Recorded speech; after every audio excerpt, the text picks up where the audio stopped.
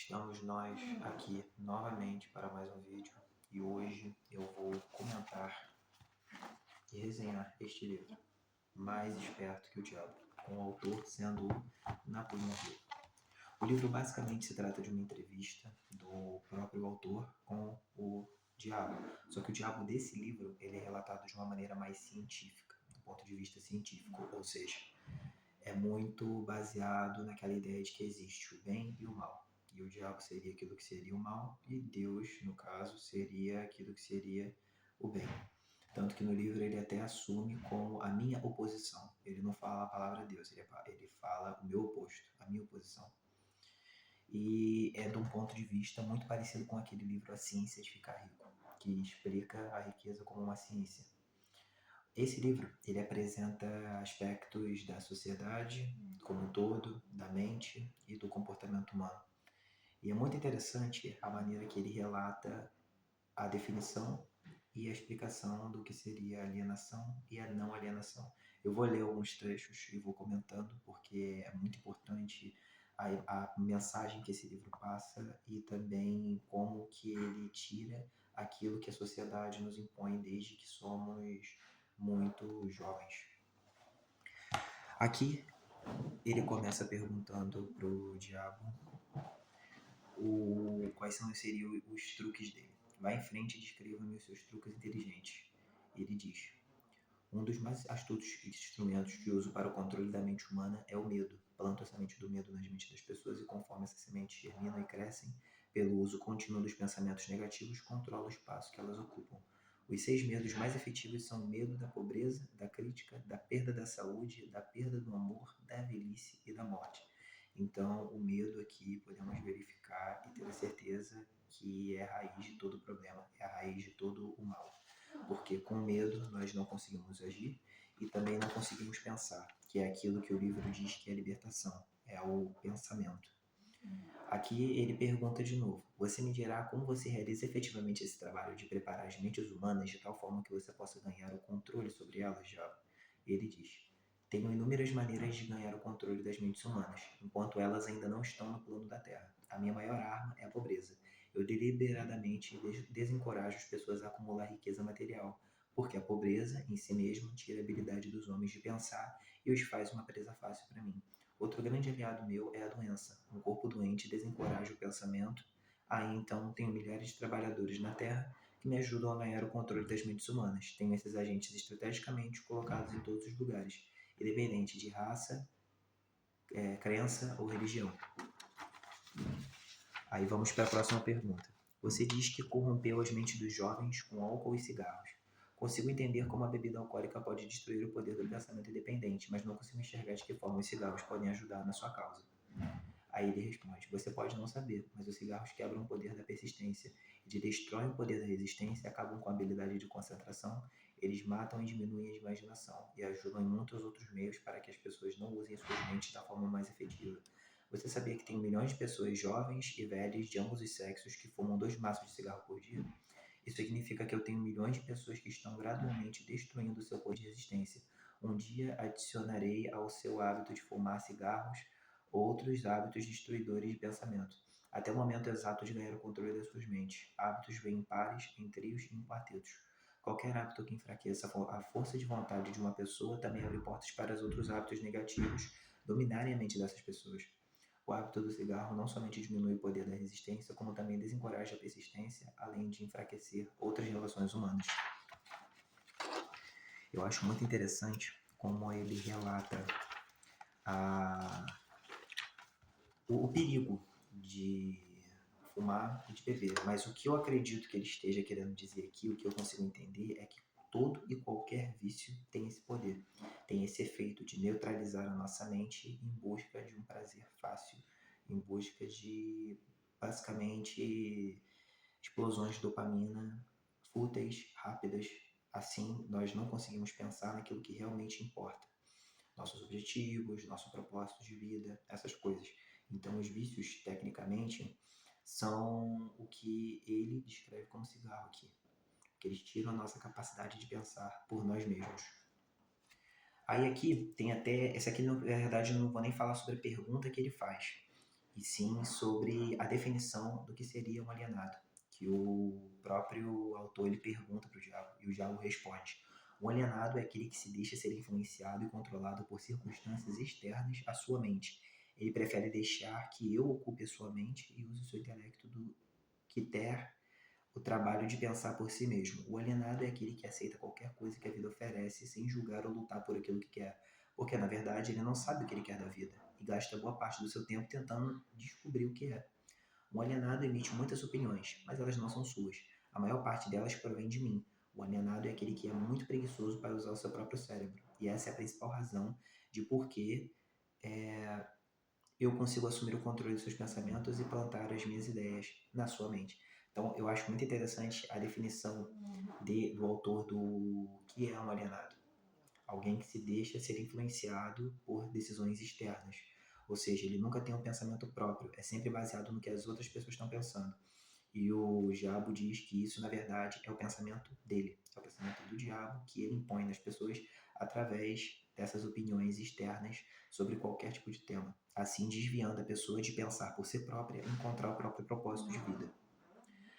Aqui também tem outra resposta do diabo que é incrível. A mente é nada mais, nada menos do que a soma de todos os hábitos, um por um.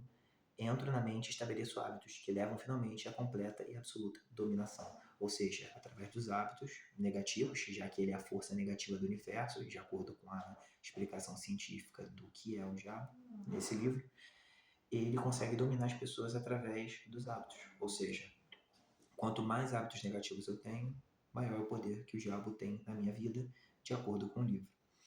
Ou seja, quais que seriam esses hábitos? Como ele mesmo já disse, os vícios, o cigarro, a bebida, pensar através do que as outras pessoas dizem, tanto de maneira religiosa, tanto da maneira política, de qualquer maneira. Ou seja, você se deixar ser influenciado por outras pessoas, então você é um alienado. Diga-me quais são os hábitos mais comuns pelos quais você controla a mente das pessoas? Pergunta o autor e o diabo responde. Aqui vem um dos meus mais sábios truques. Entro na mente das pessoas por meio de pensamentos que elas acreditam serem seus. Os mais úteis para mim são medo, superstição, avareza, ganância, luxúria, vingança, raiva, vaidade e preguiça. Por meio de um ou do mais destes, consigo entrar em qualquer mente, em qualquer idade, mas consigo meus melhores resultados quando assumo o controle de uma mente ainda jovem, antes que o seu proprietário tenha aprendido a fechar algumas dessas 9 portas. Então, estabeleço hábitos que mantêm estas portas abertas para sempre. Tanto que você vê que é até meio estranha a maneira que ele fala de como ele conquista as pessoas através da juventude. Quando as pessoas ainda são jovens, ele tenta, no caso, transformar os hábitos negativos como se fossem normais, para que a pessoa cresça pensando que esse é o normal. E aí sim ela está sendo alienada, porque ela está deixando a influência externa comandar as decisões, pensamentos e também valores e princípios dela. Aí ele pergunta: eu mal posso acreditar em você. Eu sempre acreditei que os melhores amigos das crianças fossem aqueles que mais próximos a elas, seus pais, seus professores, seus instrutores religiosos, onde as crianças iriam sem esses guias de que elas dependem tanto e que são responsáveis por elas. É uma pergunta muito boa, tanto que a gente acabou de ver que o diabo aqui ele tinha falado das crianças, no caso da juventude, de uma maneira muito simples. Então ele disse que ele domina, né? Ele domina a mente das crianças. E isso é muito pesado, parando para pensar, mas aqui ele vai dar a explicação. E aí que entra a minha sabedoria. Esta é a explicação exata de como controlo 98% das pessoas do mundo. Assumo o controle das pessoas durante sua juventude antes que elas tenham o controle das suas próprias mentes. Usando aqueles que são responsáveis por elas, preciso especialmente de ajuda daqueles que ministram instruções religiosas às crianças, porque é aqui que eu acabo com o pensamento independente e começo o hábito da alienação, confundindo as mentes das pessoas com ideias que não são provadas e que têm a ver com o mundo de que elas não conhecem nada. E também aqui eu planto na mente das crianças o maior de todos os medos, o medo do inferno. É muito pesado, se parar para pensar, é muito direto a maneira que ele fala sem nenhum tipo de filtro, fala exatamente da maneira que é. Desde criança, os líderes que foram também alienados pelo seu mundo exterior a pensar da maneira que as outras pessoas pensam, colocam na mente das crianças exatamente aquilo que elas têm que pensar como se fosse certo, sendo que as crianças nunca param para se perguntar: será que isso que eu penso realmente é certo? Será que esse caminho que eu estou escolhendo realmente é o correto para mim? Então, a gente pode ver a comparação do que é alienação, que é, não, porque se o meu líder diz que é assim, é porque é assim. Será que o que ele diz realmente é verdade? Será que o meu pensamento é diferente desse aqui? Então, a gente tem os dois viés, da alienação e da não alienação, que é quando você pensa por si próprio. E aqui, eu acho uma das partes mais interessantes, se não for a parte da definição através de exemplos do que é alienação e não alienação, que é quando ele vai explicar os métodos que ele faz para as pessoas se alienarem. Isso aqui é sensacional, isso aqui é espetacular. Ele pergunta, vá em frente e conte-me dos seus métodos, pelos quais você faz as pessoas alienarem-se para o inferno com você. E ele responde, faço com que as pessoas alienam-se em todos os assuntos em que eu possa controlar o pensamento independente e a ação. Pegue, por exemplo, o tema saúde. Faço com que a maioria das pessoas coma muita comida e o tipo errado de comida. Isso leva à indigestão e à obesidade e destrói o poder do pensamento apurado. Se as escolas e igrejas ensinassem às crianças maneiras mais sadias de se alimentar, elas causariam um dano irreparável à minha causa. Aí ele fala aqui de alguns temas, como o casamento, a profissão, a poupança, o ambiente e os pensamentos dominantes. Vamos começar pelo casamento. Faço com que os homens e as mulheres alienem-se em seus casamentos sem planos objetivos delineados para converter o relacionamento em harmonia. Aqui está um dos meus mais efetivos métodos de converter as pessoas ao hábito de se alienar. Faço com que as pessoas casadas discutam e briguem com assuntos financeiros. Eu as faço brigar e se desentender sobre a forma de educar as crianças. Faço com que entrem em controvérsias desagradáveis sobre seus próprios assuntos íntimos e em desacordo sobre amigos e atividades sociais. Eu mantenho-as tão ocupadas a procurar falhas uma na outra que elas nunca têm tempo suficiente para fazer qualquer coisa que pudesse quebrar o hábito da alienação. Eu não preciso nem explicar isso. Isso aqui é muito forte. Ele utilizar das brigas internas do relacionamento para fazer com que essas duas pessoas se alienem.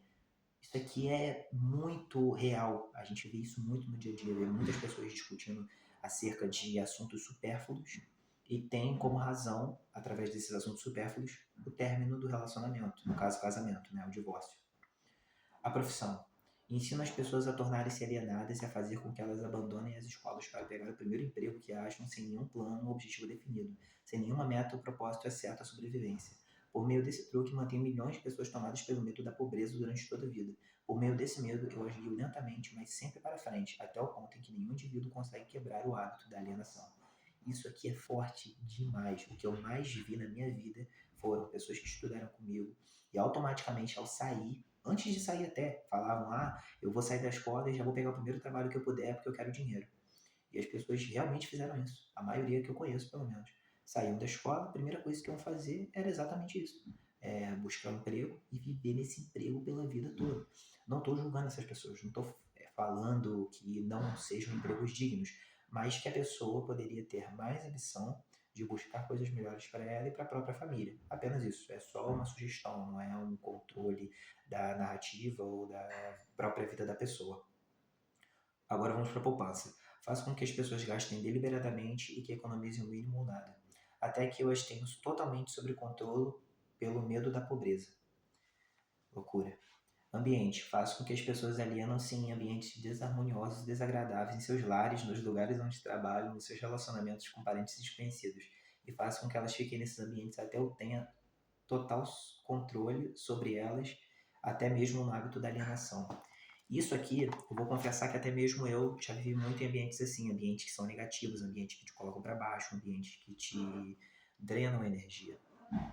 E realmente a solução é você fazer a transferência para ambientes melhores, para pessoas que falem de assuntos melhores, para pessoas que falam de assuntos que sejam mais de acordo com o seu desenvolvimento pessoal, com aquilo que você almeja para você, para o seu futuro, ou seja, pessoas que te inspiram a ser melhor do que você mesmo, não melhor do que elas, porque senão se torna competição e a nossa única competição no desenvolvimento pessoal somos nós próprios.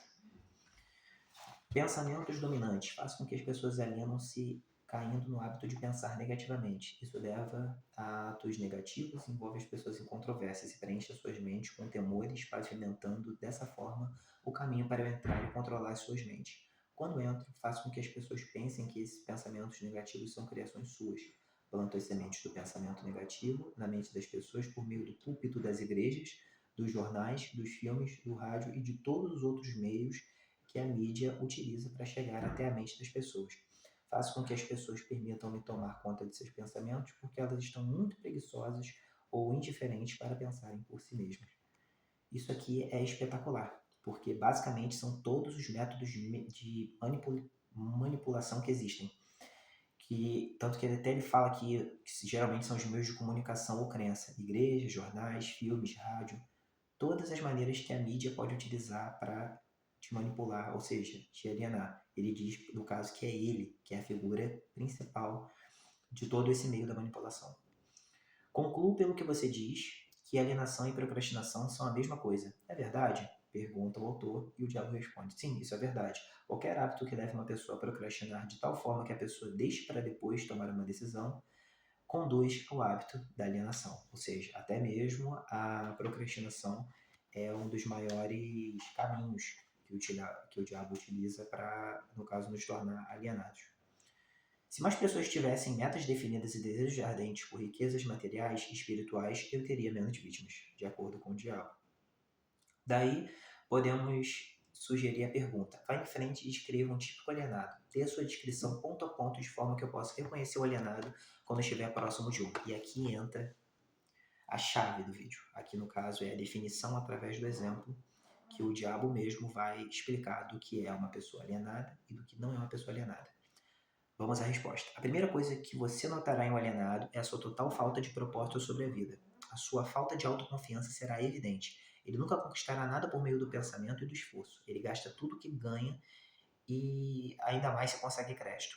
Ele ficará doente ou debilitado por alguma causa real ou imaginária, e clamará aos céus ou sofrerá a menor dor física. Ele terá pouca ou nenhuma imaginação. Ele não terá entusiasmo nem iniciativa para começar qualquer coisa que não seja forçado a fazer e expressará claramente a sua fraqueza, apanhando o atalho de tudo que puder para chegar mais rápido em seus objetivos.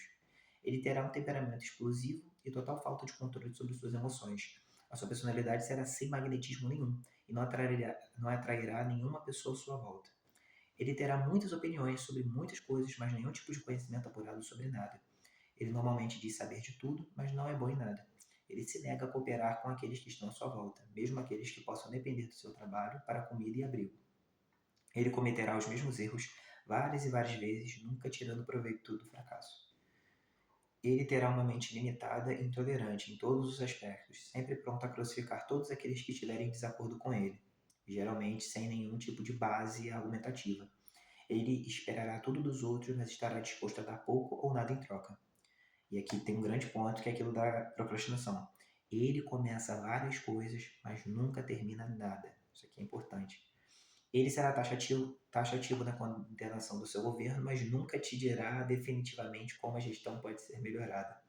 Ele nunca tomará decisões sobre nada. Se puder evitá-las e se for forçado a decidir, tem grande possibilidade de que ele reverta suas decisões na primeira oportunidade. Ele comerá muito e vai se exercitar pouco. Ele beberá muita bebida alcoólica. Se alguém pagar para ele, ele apostará muito.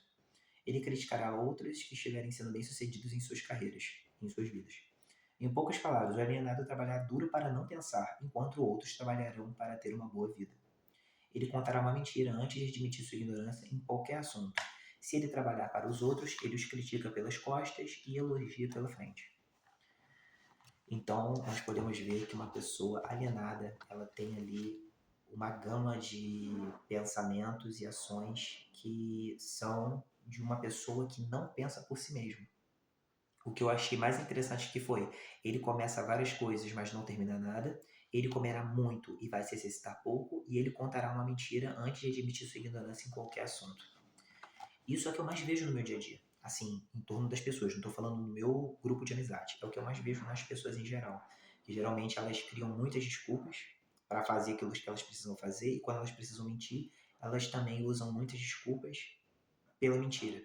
Ou seja, falam de um assunto que não conhecem. E quando você ou alguém desmente essa pessoa, ela, no caso, prefere insistir na ignorância de que ela está certa de alguma maneira do que ter que admitir que ela se equivocou no tema em que ela estava discutindo com você. Você acabou de me dar uma descrição gráfica do alienado. Por favor, me dê uma descrição do não alienado de forma que eu possa reconhecê-lo logo de cara na rua. Aí aqui ele vai começar a explicação, no caso do diabo, de qual seria a definição de uma pessoa alienada. O primeiro sinal de um não alienado é este. Ele está sempre engajado em fazer algo definido por meio de algum plano muito bem organizado e detalhado, qual também é definido. Ele tem um objetivo maior na vida, no qual ele está sempre a trabalhar, e muitos outros menores objetivos, dos quais todos levam ao seu esquema estratégico central. O tom da sua voz, a rapidez do seu passo, o brilho dos seus olhos, a rapidez de suas decisões claramente marcam como uma pessoa que sabe exatamente o que quer, está determinada a consegui-lo. Não importa quanto tempo possa levar ou o preço que tem de pagar. Se você fizer questionamentos a ele lhe dará respostas diretas e nunca cairá em contradições, nem evasões ou subterfúgios, seja qual for o assunto. Ele fará muitos favores a outros, mas quase não aceita favores em troca. Ele sempre será achado de frente para o campo de batalha, não importa se for jogando um jogo ou lutando uma guerra. Se ele não souber as respostas, ele dirá francamente que não sabe, porque ele tem uma ótima memória. Ele nunca oferece um álibi para suas deficiências. Nunca culpa os outros por seus erros, mesmo que eles mereçam. Ele costuma ser conhecido como um guerreiro, mas em tempos modernos é chamado de Midas. Você o encontrará administrando o maior negócio da cidade, morando na melhor rua, dirigindo o melhor automóvel e fazendo sua presença sentir onde quer que ele esteja. Ele é uma inspiração para todos aqueles que entram em contato com a sua mente. Ele tem uma mente totalmente sua e usa para alcançar todos os seus objetivos. E aqui nós terminamos essa análise do livro por meio da leitura. E o que eu acho muito interessante aqui é a maneira como o autor, através do diálogo, explica como funciona a fragmentação das pessoas que são alienadas, ou seja, e das pessoas que não são alienadas também. Mas basicamente o resumo prático é de que as pessoas que são alienadas são pessoas que não pensam por si próprias, não têm objetivos claros de vida e não buscam aquilo porque não sabem o que estão buscando. Já as pessoas que não são alienadas, pelo contrário, elas estão todos os dias trabalhando em se tornar a pessoa que elas querem ser, em adquirir no caso de chegar no objetivo que elas querem chegar, através de um propósito de vida, e desse propósito, que é o propósito principal, ela cria pequenos objetivos que todos levam até aquele grande propósito. E isso que eu queria frisar muito, e também aconselhar as pessoas a fazer isso, porque eu também faço, que seriam objetivos pequenos que te levam a um propósito maior de vida. Yuri, qual é o meu propósito? Isso realmente é uma coisa que todos nós precisamos nos perguntar pelo menos uma vez na vida e buscar a resposta do que é esse propósito. Você vai descobrir isso cedo ou tarde, em algum momento da sua vida, mas você tem que buscar de verdade qual é o seu propósito, para você entender para onde você quer ir de verdade. No meu caso, se eu tenho um propósito definido, eu preciso criar pequenos objetivos para chegar a esse propósito. Enfim, vou ficar por aqui. Espero que tenha gostado. Gostou? Deixa o gostei e se inscreve no canal também. Gostaria de agradecer pelo último vídeo e também gostaria de ressaltar que eu li os últimos comentários e vi o pedido de entrevistas. Eu, no futuro, posso pensar sim em trazer entrevistas para o canal. Enfim, se você quer dar alguma sugestão para o canal ou falar qualquer coisa que seja a partir desses temas que eu trago para o canal, por favor, o seu comentário será bem-vindo aqui no nosso canal Dom Yuri Oficial. Agradeço, vamos rumo ao poder e um abraço.